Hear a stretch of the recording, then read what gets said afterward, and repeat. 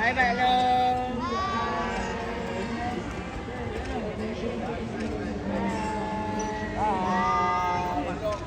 Semoga sehat.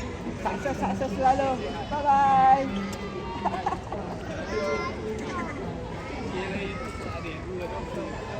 Mana buat aku ni lambat no? Apa? Ayolah.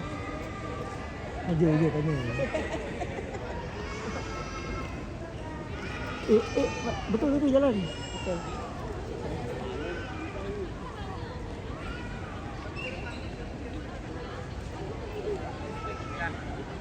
Nak gerak-gerak tu buah hati. Sekejap, bergadang sekejap. Sekejap. Pastikan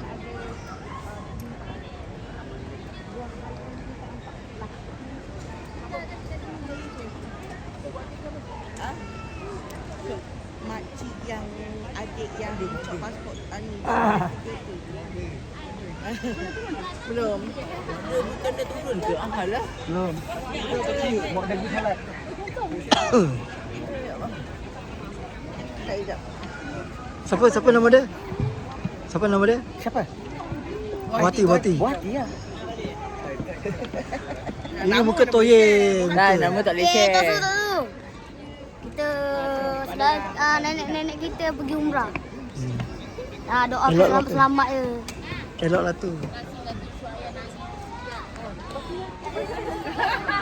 Bajunya betul air dari manusia. Aku dah lengit ni.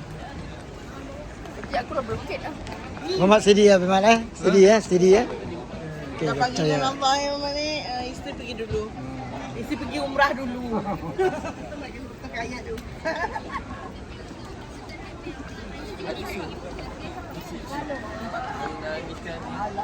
Tisu Dalamnya tu.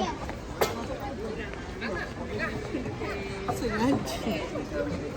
Salam orang Sabah, Pak. Nanti kita jumpa di Sabah, Pak. Bulan 9, Pak. Bulan 8. Bulan 8. Akan datang bersilat silat pengantin.